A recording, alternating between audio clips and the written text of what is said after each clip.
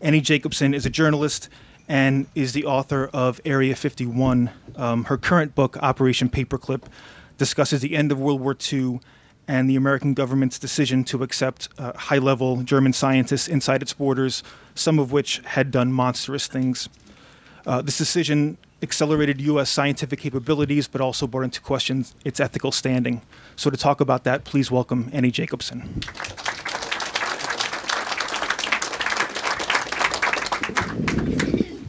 How's the sound? Good. Thank you so much, Politics and Prose, for having me, and welcome everyone. I'm Annie Jacobsen. I'm going to talk to you tonight about Operation Paperclip, and I really want to thank everyone for coming. It's really my favorite part of the book tour, and really writing the book is just being able to look people in the eye that read my book and speak with them about it. So I'm going to take you through about 60 slides and tell you a little bit about Operation Paperclip, and then I welcome your questions. One of the things that people often ask me is, why would I write about such a subject? Operation Paperclip was a classified military program. It had a public face. So the idea was that you couldn't very well have 1,600 Germans running around the United States in various military facilities or ultimately in academic institutions and not have an explanation why. And so with the German scientists came a propaganda campaign to call them good scientists. That may be the case. There were 1,600 of them. That may certainly be the case with some of them. And I've actually had people at every one of my book readings so far who had a father or an uncle that was part of Paperclip. But what I will tell you is the men that I focused on had very dark pasts, and I'm going to tell you a little bit about that. So how did I report the story? I was originally working on this book, my first book, Area 51, when I came across these two aircraft designers, and they were the Horton brothers.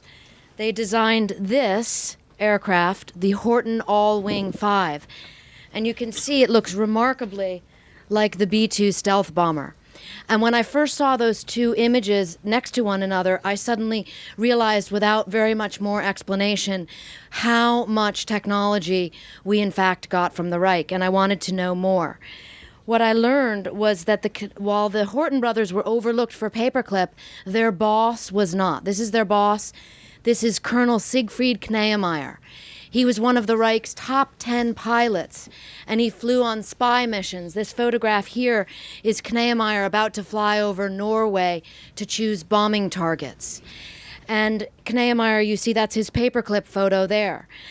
And when I learned Kneemeyer came to the United States, I wondered how you could go from having Hermann Göring as your boss, as he was. Now keep in mind, Göring was in charge of the German Air Force, the Luftwaffe. Kneemeyer was so important to Göring that in documents he refers to him as my boy. So the question for me in my mind was, how do you have this as your boss and then suddenly have the Pentagon as your boss? I learned that when Kneemeyer retired from the U.S. Air Force in the mid-70s, he was given the Department of Defense Distinguished Civilian Service Award. And that is the highest award that a scientist can get from the Defense Department. And I wanted to know how this could be. I tracked down one of Kneemeyer's grandchildren who courageously agreed to share the story of his grandfather with me, including a box of papers that he had in the attic. And one of the most interesting things that Dirk Kneemeyer said to me and made me know that I wanted to write this story, to research and report it, was he said, Annie, many of my family members say, do not speak about Siegfried's past. But he, being my age, said, a Google search very quickly reveals that Kneemeyer was Göring's right-hand man. And he said he would rather know the truth about his grandfather than not know it. And so that was one example of a seed planted that I knew there is more to be learned about Operation Paperclip. I'm going to take you back briefly to the fall of 1944. This is Germany there in dark blue, and of course the Allies have landed at Normandy. They're going at Germany this way, the Soviets are coming this way, and immersed inside the army soldiers are a group of scientists led by a particle physicist named Samuel Goudsmit. And that operation was sort of the precursor to Paperclip. It was called Operation Alsace. Samuel Goudsmit and his team have one mission. That is to find out about what was known as ABC weapons: atomic, biological, and chemical. They find out very quickly that Hitler's atomic program is not what that we had feared. That was lucky for us, but as Hitler told his war and weapons minister, Albert Speer, nuclear science is Jewish science. This is what Hitler said, and therefore that atomic program had not progressed the same way that the biological and chemical weapons had. Very quickly, Samuel Goudsmit, in a small apartment in Strasbourg, France, learns about this man, Dr. Kurt Blum, the Deputy Surgeon General of the Reich. And he also learns about this man, Dr. Walter Schreiber, the Surgeon General of the Third Reich. What Goudsmit finds, and these papers that I looked at were remarkable because they're just a sort of seemingly benign correspondence between scientists. The apartment belonged to a doctor named Dr. Eugen Hagen, once a temperate man, worked in the United States on a Rockefeller Foundation scholarship. And Hagen was writing to Himmler and saying, of the 100 prisoners you sent me, a group of them died in transport. Please send more. And this is a terrifying moment for Operation Alsace because they realize that the Reich is experimenting on humans from the concentration camps to push medical science in a manner that cannot be pushed if you're experimenting on rabbits and guinea pigs. So Dr. Blum and Dr. Schreiber are now on the top of the target list for Operation Alsace and ultimately Paperclip. There you have Hitler and Goering, and of course the third horrible triad of this group of folks who are in the target eye of the Allies is Himmler. And Himmler is overseeing a vast network of state-sponsored slavery. And it's the slaves from the concentration camps that are assembling the weapons. So you have prisoners being experimented on for some of the programs, and you have prisoners being used to build rockets and such for the other weapons programs.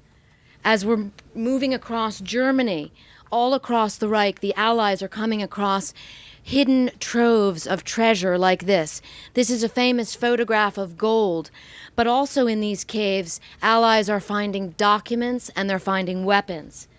And this is one example. This little innocuous-looking entrance is actually the entrance to Nordhausen, which was the underground tunnel facility where Wernher von Braun, General Dornberger, and many other scientists who would later come to America are working to build the rockets for the Reich. So you see down on the bottom photograph, those are train tracks. The rocket parts would go in, the slave laborers would build them, and out of the tunnels on those trains would come V-2 rockets and body parts. This is the V-2 rocket. So one of our teams was sent in. These men were sent to capture 100 rockets and to ship them back to the United States so that we could fly them here at the White Sands missile range. But this is where you really see Operation Paperclip begin, because also at the same time you have the scientists. And you see that an intelligence officer, the program sort of begins in bits and pieces, and one intelligence officer says, we have the rockets, but how about the scientists? This is von Braun, this is Dornberger, and two others who I write about in Paperclip. What's left out of the issue is that Dornberger, you can see here, he's with Himmler. They're both wearing leather coats. I find this photograph remarkable. I was not able to get permission to publish it in my book. I'm happy to show it to you here. General Dornberger went on and became a very important part of the Paperclip program. He worked for Bell Aircraft for years. He had one of the highest clearances at the Pentagon. He was a recruiting officer for Paperclip, and nothing was ever mentioned of his past. And this photograph was certainly kept hidden for a rather long time. Arthur Rudolph, George Rickey, and Dornberger, those are all their Paperclip photographs. part of what I write about in the book is how the U.S. military was complicit. And this is a great moral conundrum because we were complicit in needing these scientists to be put forth as the good Germans, as the benign scientists who somehow were hiding out from the Reich. But of course, we know from the photograph with General Dornberger that is a fiction. And for example, nearby at Nordhausen was the Buchenwald concentration camp. And when I traveled to Germany to research the book, this sign really came across to me as really remarkable and something I thought about often. It says, Jedem das Seine. It's an old German proverb, and it means, does everyone get what they deserve? And I often wondered as I was researching and reporting this question, exactly that. The scientists were taken to this castle. Ironically, this had been one of Göring's Luftwaffe headquarters. It's outside Frankfurt, and when I went there also to speak to the old-time caretaker, he had lots of stories, which I write in the book, about what it was like when the U.S. military took over and set up all the scientists that we were collecting throughout the ruins of the Reich. We set them up in this facility, and we began to interview them. These are a number of the scientists who were it was called Dustbin, a little humor by the Allies there. But these are some of the scientists who were kept there. One of the scientists we couldn't find at first was Dr. Ambros. Ambros, I think, is probably the most nefarious character that I write about in the book, and I'm going to tell you briefly why. Ambros was Hitler's favorite chemist, and I don't say that lightly. I found a document in the National Archives that I don't believe had ever been reported before. It shows an award that Ambros was given by Hitler of 1 million Reichsmarks. And the reason that Ambros was given that was because he co-invented sarin gas. The A in sarin stands for Ambros. But he also invented synthetic rubber for the Reich. And this was a very big deal to Hitler. Tanks need treads, aircraft need tires.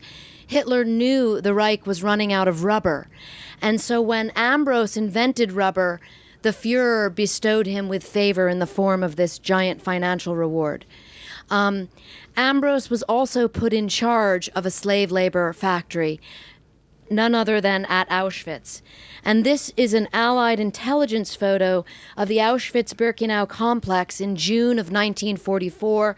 It's a little hard to interpret to the naked eye, but because it's from so high up, but you see there's Auschwitz up there, it's labeled, there's Birkenau, and down on the bottom you can just barely see, it says Auschwitz III Buna.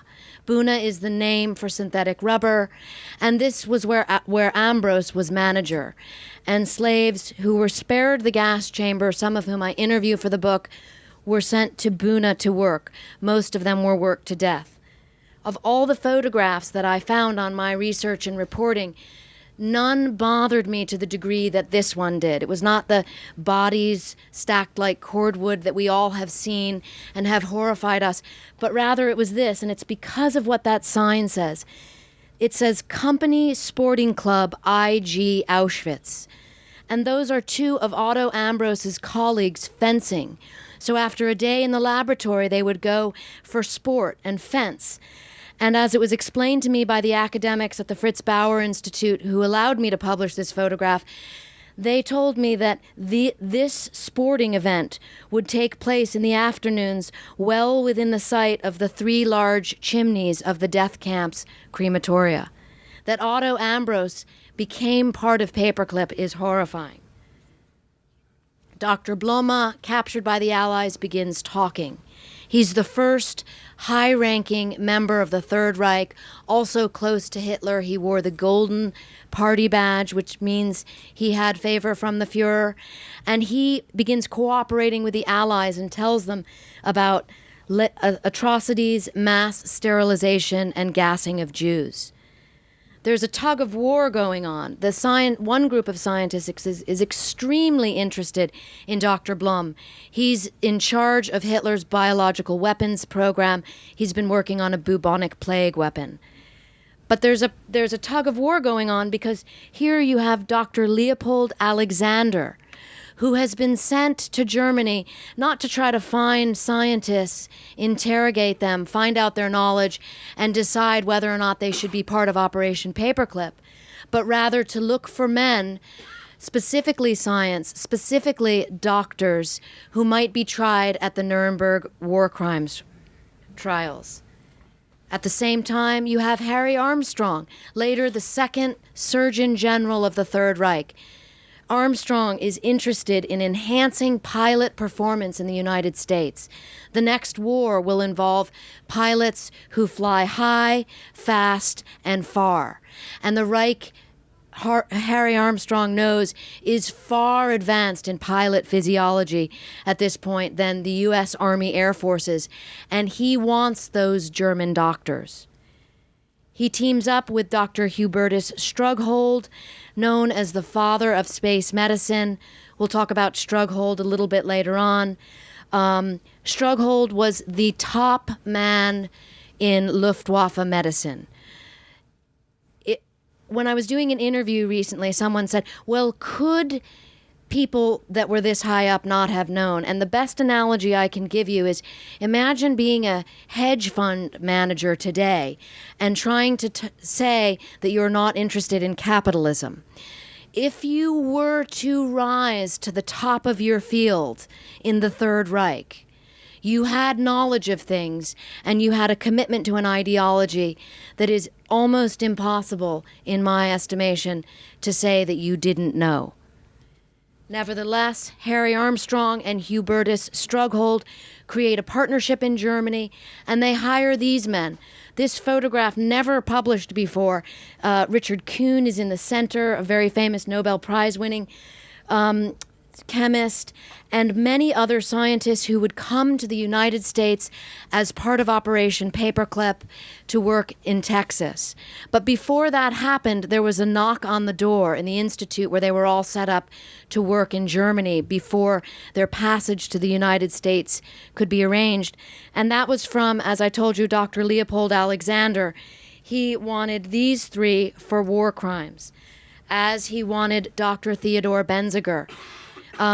Dr. Theodore Benziger, when I read about his obituary in the New York Times, published in 1999, when Benziger was 94, the New York Times lauded his long career for the U.S. Navy as a doctor.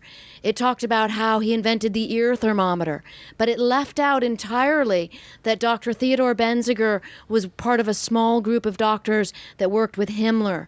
And when Himmler would show films of medical murder experiments at the Reich Air Ministry, he had Dr. Theodore Benziger do the introductions. So this kind of whitewashing I found astonishing. And even more troubling, when I looked deep into the Nuremberg files, I found out that Dr. Theodore Benziger was on the initial list to be tried at the doctor's trial. And yet, mysteriously, just 3 weeks before trial, he was released into custody of Harry Armstrong of the U.S. Army Air Forces, and he was on his way to the United States. Part of Dr. Alexander's role was to find witnesses, to find the few survivors of those horrific concentration camp medical experiments and put them on trial.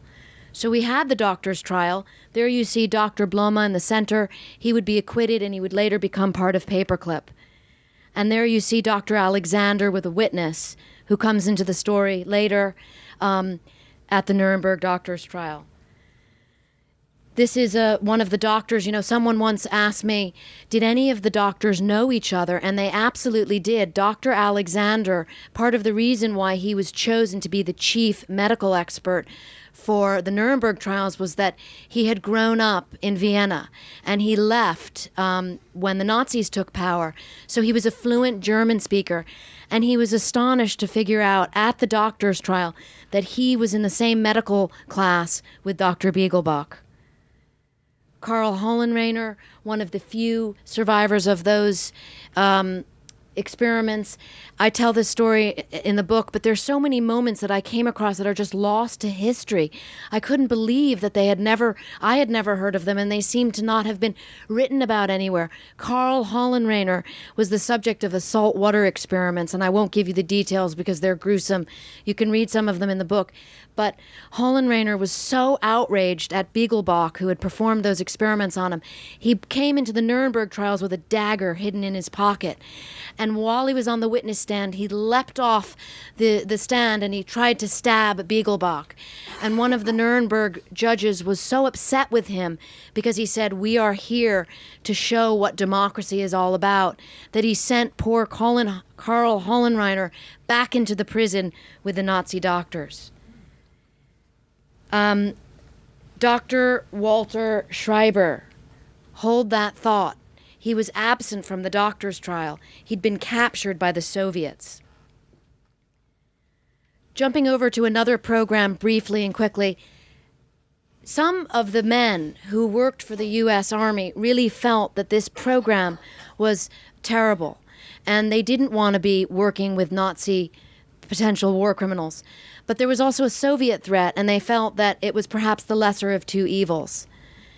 Other Army officers really seemed to like these scientists with full knowledge of how complicit they had been in war crimes, and that was very disturbing. General Lukes here was one of them. There he is holding an incendiary bomb. And there he is. I found this actually in General Lukes' personal papers at the U.S. Army Heritage Institute in upstate Pennsylvania. And I'm going to speak for a second about reporting the story and how stories like this get reported. There's sort of an idea that you just file a Freedom of Information Act and magically all these documents appear. And that's, of course, not the case.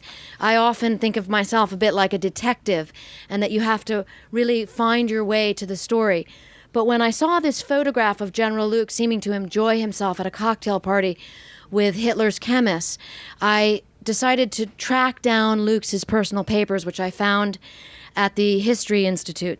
And that's where I found out, I'm going to jump forward, I found General Lukes' diaries. And this is that incredible human element of it all, where, you know, I keep a diary, maybe lots of you do, and you sort of write like things maybe you're not supposed to write. And General Lukes wrote, you know, attended a conference with Dr. Schieber, classified matters. And all along, the Department of Defense had been telling me that Schieber had never been part of Paperclip. That's Schieber. He was SS Brigade Führer. He served on Reichsführer SS Himmler's personal staff. He worked on concentration camps experiments. He was a chemist. There he is wearing the golden party badge I told you about. That means he had favor from the Führer. But the reason that Schieber was never known to be part of Paperclip was because he was later hired by the CIA, and they were able to put a different classification on his papers. So up until this point, Schieber's participation in this program was not known. His courageous family members in Germany also gave me some very interesting information, which I report in the book. But just to show you how high up Schieber was and why it was necessary to keep him a very big secret. There he is. I couldn't get permission to publish this photograph. I'm happy to show it to you here. There he is shaking hands with Hitler in the forest. But ultimately, I was able, through that sort of detective work and finding out about Dr. Schieber's participation in Paperclip, and I was able to get that list, and there it is. That's the official list of all the high-ranking chemical weapons experts on Hitler's roster who ended up working as part of Paperclip. And just a fascinating photograph of Schieber that his family shared with me, and that's when he was working for the CIA. So people often ask, how could this have happened? And this is why. You know, there was a very real threat, and that was the Soviet Union. And the threat was thermonuclear war. Very quickly, the Cold War heated up. And all of those criminals that we had sent to prison, well, we needed Germany as an ally. And so John McCloy, U.S. High Commissioner, he left his position as president of the World Bank and agreed to go to Germany to serve as High Commissioner, and he released the majority of those convicted Nazi war criminals. They had been in Landsberg prison. Those are the unmarked graves of the 486 who had been hung, but he released a lot of them, including Ambrose. I found this picture to be incredibly disturbing. That's Ambrose. I told you the A for Ambrose in sarin gas, Hitler's favorite chemist. He was managing the Auschwitz III Buna factory. He was actually tried at Nuremberg. He was convicted of mass murder and slavery. There he is in a Nuremberg photograph laughing with his lawyers. Perhaps he had foresight and knew that he would be given clemency by U.S. High Commissioner John McCloy, released, and he would become later on contract with the U.S. Department of Energy. Some of the doctors were such hot potatoes, that was the actual term that they used, if someone couldn't come to the United States.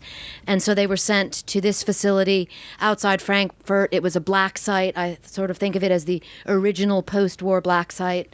And that is where we worked on enhanced interrogation techniques with Soviet bloc prisoners. Ultimately, this program would become known as the infamous MK Ultra program, but it began here much earlier than thought.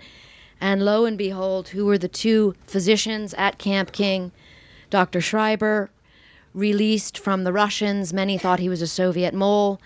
And Dr. Kurt Blome. But the reason that Blome got the position was because Schreiber came to the United States. And this was one of the most horrifying moments to research and report, was that Dr. Schreiber, whose specialty was actually lethal phenol injections, it was a quick way to get rid of someone at a concentration camp. He oversaw those experiments. We knew it. We couldn't prosecute him at Nuremberg because he was in the Soviet Union, and he actually was a witness for the Soviet Union at the Nuremberg trials. But now he was on the American team, and he was sent to America, to this place, the U.S. Air Force School of Aviation Medicine at Randolph Field. Harry Armstrong, whose photograph I showed you, he had set this place up. This would become the bastion of U.S. aerospace medicine ultimately.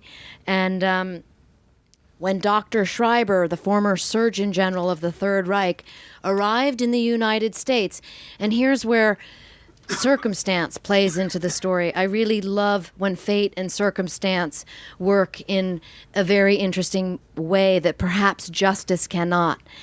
Schreiber, there's a small article in a Air Force medical journal about him, and it just describes him as an ex-Soviet prisoner. This is the former Surgeon General of the Third Reich. That's what it says about him, a little hubris that he had agreed to or wanted to have this article there. And who happened to read that journal at that exact time, at that moment in time in 1951, but Dr. Leopold Alexander, the chief war crimes prosecutor from the doctor's trial. And he was outraged, and he called up Harry Armstrong, who is now the Surgeon General of the U.S. Air Force, and says this man is a Nazi war criminal and there must be some mistake. But there is no mistake. Schreiber is working among these guys, 34 of whom are at Randolph Field working on U.S. space medicine, and they don't want to have to call attention to this, and they do not want to have to let go of Dr. Schreiber. And so there's a dramatic tug of war behind the scenes. Dr. Alexander decides to go to the press. He calls up a reporter from the Boston Globe and says that Schreiber's in the country. But also, as fate and circumstance would have it, at this exact time, I showed you this photograph earlier. This is a witness from the Ravensbrück concentration camp who was part of the medical experiments that Schreiber was part of. She just so happened to be coming to the United States at this time.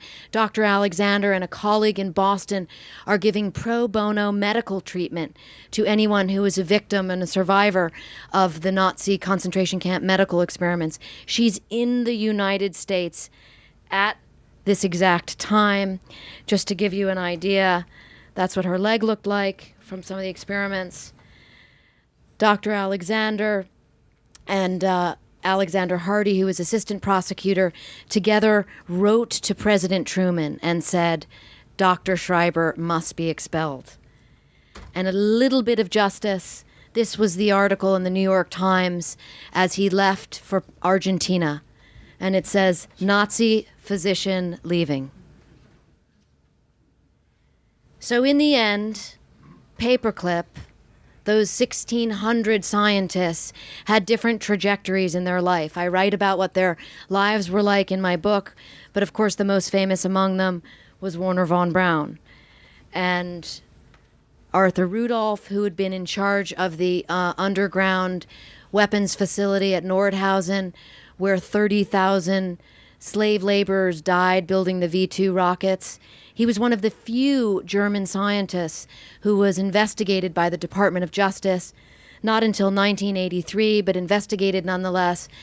And Rudolph was given a choice. He could stay here and stand trial for war crimes, or he could go back to Germany, and he chose to go to Germany.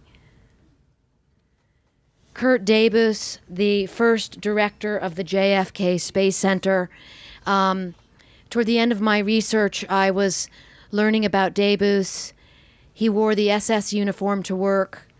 He also, in documents that I read through thoroughly, turned over a colleague to the Gestapo for making anti-Hitler remarks. And there's this incredible moment in the early part of Paperclip where one group of American intelligence officers who are recruiting for Paperclip find Debus's information out, and they notify the Joint Chiefs and the group working at the Pentagon to get this different individual scientists here, and they say, Debus cannot be brought to the United States. He deliberately and viciously turned over a colleague to the Gestapo who went to prison. But the Joint Chiefs say, we need him, and he comes. To this day, the National Space Club gives out the Dr. Kurt Debus Award. And there he is. When I asked the director of that award what he says when a journalist asks him, why do you continue to give out an award to a known Nazi, he said that no one had ever asked him that question before. I think ultimately Einstein had it right. Einstein left Germany as soon as the Nazis took power, and his quote was that the reason he had left was because science and justice were now in the hands of a raw and rabid mob of Nazi militia. There he is getting his U.S. citizenship. The majority of the 1,600 Operation Paperclip scientists who came here were given that coveted U.S. citizenship. So I leave you with the last thought, which is Yadem das Seine, that sign over the Buchenwald Gate. We know from a document that Wernher von Braun himself would go to the Buchenwald camp and handpick slave laborers to work on the rockets. So is that really true? Does everyone get what he deserves? I sought out that question. I sought out that answer from all the different individuals that I interviewed. But the best answer that I got came from now 91-year-old Gerhard Maschowski. And as a teenager, he was spared the gas chamber at Auschwitz because he could work. He became a slave laborer at Buna, at that factory that Otto Ambros ran. And I said, Gerhard, is it true, and what lasts? And he smiled, and he pulled back the sleeve of his arm, and he showed me that blue ink Auschwitz tattoo. And he said, this is what matters. This lasts, and it's a record of the truth. I want to thank you all for coming tonight, and I welcome your questions.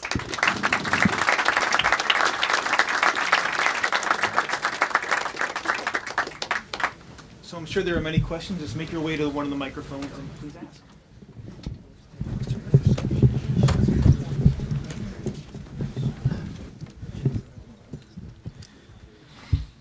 Well, thank you very much. I have two questions. I've also done a lot of this type of research in archives. In your research, did you come across any evidence that documents had been destroyed or where you denied documents? And my second question is, what does this say about Allied denazification efforts? So the first part of the question, I mean, lost or missing is kind of a euphemism for something which I haven't quite figured out. But Otto Ambros would be the best case in point. Otto Ambros, who got that Department of Energy contract. And I think I neglected to mention the worst part of the story was that when Otto Ambros was given clemency by U.S. High Commissioner John McCloy, his finances were fully restored. So that 1 million Reichsmarks bonus came back to him. And I wanted to know how it was that Otto Ambros came to the United States, because he was a convicted Nazi war criminal. He came here, I know, twice, possibly 3 times. And so in filing Freedom of Information Act requests with the State Department, those Ambros files of those travel documents he would have had to have been given special permission always came up lost or missing. And the second part of your question, just remind me if you would. What does this say about Allied denazification Yes. efforts? I mean, it was a huge effort. You know, many people were imprisoned, interrogated. Yes. Re-education in Germany. You know, massive changes that occurred. I mean, just your comments and thoughts on the sincerity of these efforts. Well, Germany was divided up into 4 parts for the Allies, and of the part that we had, which had 20 million Germans, U.S. occupation authorities originally determined that there were 3.9 million indictable offenders. They whittled down that figure to 970,000. Of that 970,000, ultimately 170,000 were tried in those denazification courts that you're speaking of. 50,000 were given criminal sentences. A lot of times it was work or paying a fine. And of that, just around 1,000 were put in prison. Thank Yes. you. Once the United States and Allies decided that there was going to be West Germany, many Nazis became part of the Secret Service, intelligence service in Germany. In fact, there's a general whose name I forgot. He Galen. Yes, he became the chief there. So, Well, Galen became the chief immediately after right. the war. Yes. So, don't you think that they were not thinking about the victims of this man I at think all? Not anymore. They were more interested in acquiring the knowledge from the Germans and also be strong to face the new enemy, which was Russia. Yes, you're absolutely right. And I write about that at length in the book because the Soviet threat was considered extreme much earlier than we think. It was really in the months after the war, the Joint Intelligence Committee that reported information to the Joint Chiefs of Staff gave a document to the Joint Chiefs of Staff and said, we must prepare for total war. That was the quote they used with the Soviets. And they said it will involve A, B, C warfare, atomic, biological, and chemical. So the position was, we must get these scientists or the Soviets will. Thank you for your wonderful talk. Is there a statute of limitation on war crimes, and are any of these people still alive today? As far as that I you know, talked all about? of the Operation Paperclip scientists have died. The statute of limitations, that was a question that came up when Dr. Schreiber, when we were trying to get rid of him after this enormous press situation happened when the war crimes victim, testified to the FBI that this was the Schreiber from Ravensbrück concentration camp. A Time magazine journalist asked the head of the Air Force that exact question, and he said, we're not going to start the Nuremberg trials over. So that sort of answers your question, and that was in 1951. Were the Mossad at all trying to get to these people? Does anybody know that? Having There were known that programs they all took over people out of Argentina, could they have not found them on the streets in the United States? Why was that so difficult? I don't really deal with the Mossad in my book, but I mean, there were programs going on all over the Middle East as well. Yes.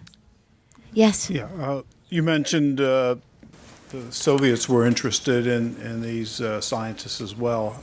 So there was some kind of competition. So how successful may not be the right word, but how did the efforts compare to the Soviets? That's a very important question. I mean, particularly with the rocket scientists, because Right. we knew the most about that prior to the end of the war. And there was a real time crunch getting those German scientists out of Nordhausen because that area was going to be in Soviet control. We got 114 of them. The Russians got 200, 500, 900, depends on which source of information you use. But here's the rub with that. The Soviets loathed the Germans and vice versa because of the war for the most part. And so the Soviets treated their German scientists as second-class citizens, whereas our German scientists, the rocket scientists in particular, were put up on a pedestal and, given leadership positions in the program. The German scientists were considered second-class citizens as far as the Russians were concerned. So much so that they squeezed them of information and then sent them back to Germany. At which point, the CIA created a program called Operation Dragon Return. And they sent CIA officers into Germany to gather up information and testimony from every German scientist who had been in the Soviet Union to find out what they knew about the Soviet missile program, which was almost nothing because they were kept from the information.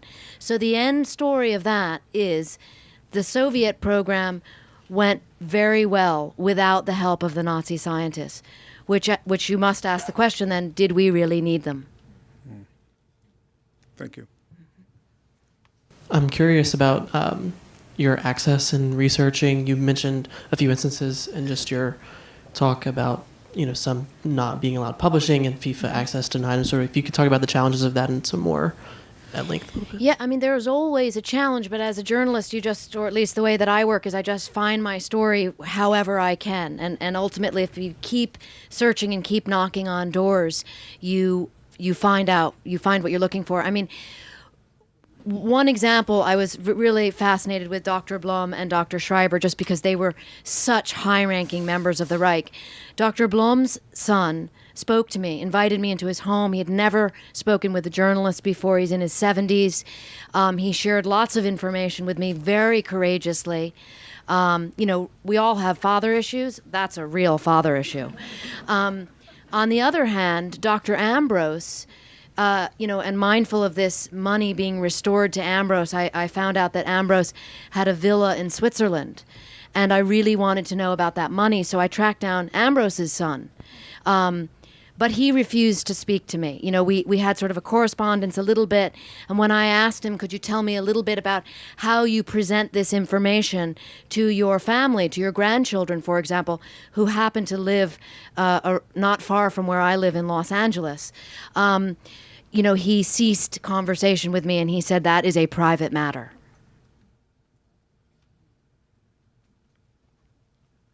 There's got to be more questions. This looks like a curious group. Yes. Yeah. If you want to, just go right up there. Yeah.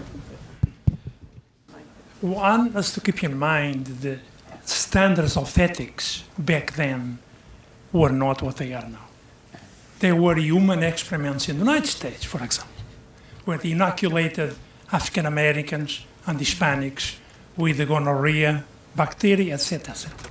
So I don't think that the people who brought the Nazis here had very thick skins. Some of them probably were anti-Semitic. If you know some of these characters, they may have been, they don't quite meet our standards of today. That, I think, is the great moral conundrum of Paperclip, and it's why the book is so long, because I profile these 21 scientists, and I try to tell you as much about each of them that I could learn, starting with what they were doing during the war, and let you come to your own conclusion about the morality of it all. Yes? Two simple questions. One is, where did Operation Paperclip come Yes. from, and that name? Those two groups I was telling you about, those in Germany who were interrogating, or rather interviewing, the German scientists and preparing them for passage to the United States. Some of them were very much against the program. And so as a means to kind of make sure that the files got to the right people, the pro-paperclip officers, intelligence officers, would fasten a paperclip. It was not called paperclip then, it was called overcast. And they would fasten a paperclip onto the top of the file to kind of give an indication this file should go to the right person. And that is how paperclip got its name. And certainly the German scientists worked with side by side with American scientists, some of whom probably fought in the war. What was their reaction to working with former Nazi? Yes, I mean, that's an interesting question. Some of them were Jewish. I interviewed a lot of these scientists for my earlier book, Area 51. And the idea was that these were the good German scientists. And, on average, on balance, there would be no reason why you would not believe your government when they were that you worked for, when they told you that. So the Joint Chiefs knew about the truth behind the real information, but very few people outside of that inner circle really knew. Thank you. Actually, that's a really good segue into my question. Your last book was actually criticized a little bit for having some fact-checking issues, and I was curious, what kind of efforts you made to maybe do a bit better for this, for your latest book. Mm-hmm. Well, I don't know specifically what you're referring to about the fact-checking, but what I did for this book, as I do for all of my research, is source things in the back of the book. The book is almost 600 pages, and I think the last 110 or so are footnotes, and I did that in Area 51 as well, so that other researchers can look at those notes and then, of course, use that as a means to do their own research. Well, sure, but I've read your last book, and despite the large number of footnotes, I mean, there's still things where you say, Curtis LeMay was the one responsible for the decision not to bomb on the Bay of Pigs. And I'm just curious if you've made an extra effort on this one over your last book. I think the standard is always the same, that as a journalist you do your best to work hard to make sure that the facts are specific and tie those to footnotes. Hi, I'm wondering if you could envision an alternative history for a moment and answer one of the questions that you posed, which was, did we really need these scientists? So can you imagine what would have happened if these guys had been prosecuted and never came to the United States to build this thing? And in other words, does the end justify the means? For that question, I like to interview current members of the U.S. military, because they're always the ones that remind me in an important way that as a journalist, I'm never the one in the position of making national security decisions.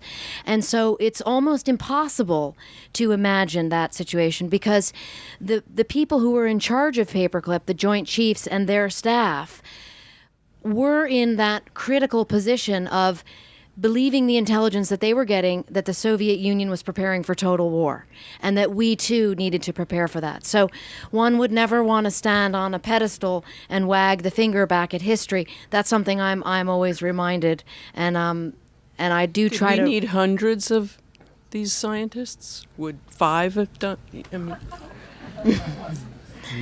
Thank you. Yeah. Yes.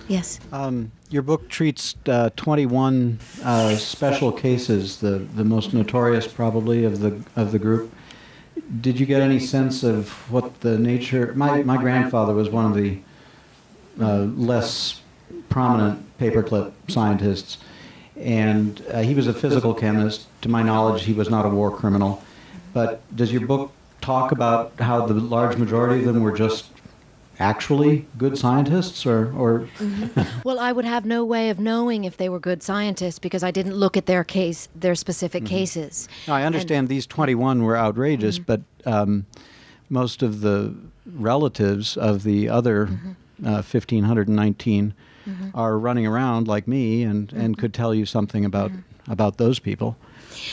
I mean, yeah, I would say you would need to research your own family history to really know for yourself what went on during the war.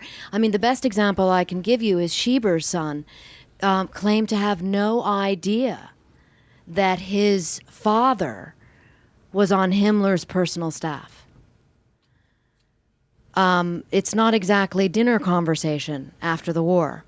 And so I don't know. I mean, but interestingly, at every one of my readings, as I said, there has been someone who has been either a child or a grandchild of one of the scientists who came here on Paperclip. So no doubt there are other stories to be told. Well, the propaganda worked because my grandfather's family was treated very well in Tennessee, where they were relocated, and he was given later an institute at a university, and he had a good career here in America. He was more than 50 when he was brought over, and he worked until he was 88, and published and so forth, and I mean, obviously, to sell a book, you have to focus on the most outrageous part of it. But I'm just wondering if at any point in the book you talk about this bigger picture. Well, I do talk about the bigger picture, but I'll give you another example. Kneemeyer, his grandson, and I have this conversation often because Kneemeyer was Göring's right-hand man, so the immediate rush to judgment, so to speak, would be how horrible. But what the grandson and I discuss is, Dirk is his name, and his position is, my grandfather was an engineer, and he's been called guilty by association. So I understand and empathize with how complicated an individual story is. But the reason that I focused on these 21 was because I found them the most interesting, and also because I could access their information. Another interesting postscript is that I had the son of one of these, not mentioned in your book, on my faculty. He had a PhD from Berkeley, and in his 40s he decided he wanted to go back and go to medical school, and he went back to the University of Ulm, which took him as an overseas German. I found the whole thing, I told him I thought he was crazy at that point in his life to have done this. But, they considered him German. He clearly was on an American passport and had been educated here. Thank you for sharing that. Yeah. Anyone else? Yeah. Yeah, I just wanted to share an observation also. You were giving the figures about denazification and what it came down to, and I certainly see the moral concerns involved. On the other hand, I've worked in Iraq, and in Iraq, with much less justification, I think, in many ways, as you probably know, they dismissed all of the civil servants who'd been Ba'ath Party members, even though that was basically a requirement, and it hugely it was a great blow to the government. And they dismissed all of the army, and dismissing everyone with guns is even more questionable. So I don't know, I guess. Well, has our moral judgment gotten better, or is the answer somewhere in between? I think you're bringing up a great point, which is that always in war there are these issues. And we saw it then, and we see it now.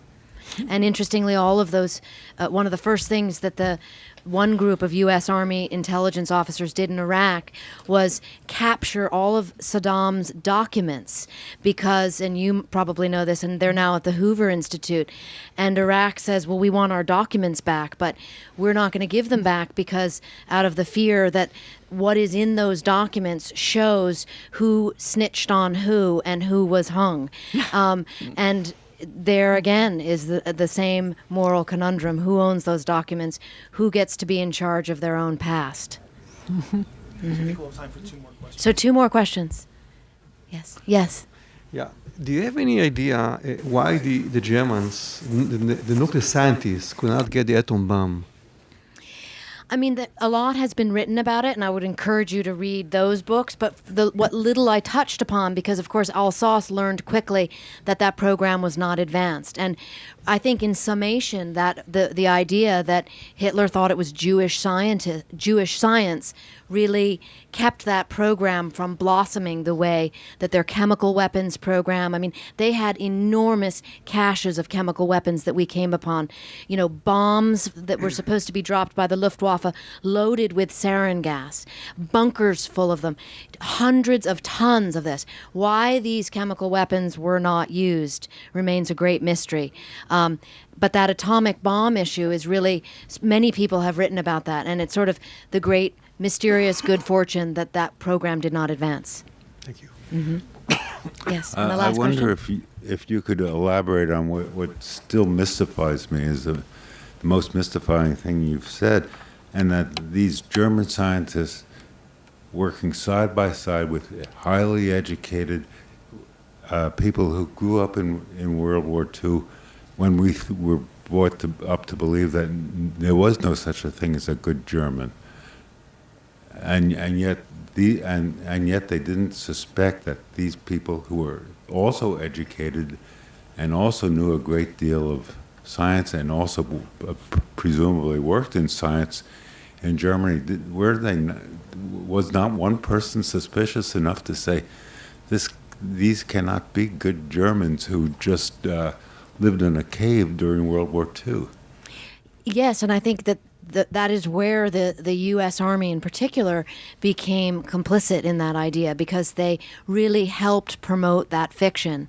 And I think that if there's one thing I really sought out to do, and I hope I did do with this book, is help reconcile the past in terms of the fiction versus the facts. Thank you. Are we done? Yes. Thank you.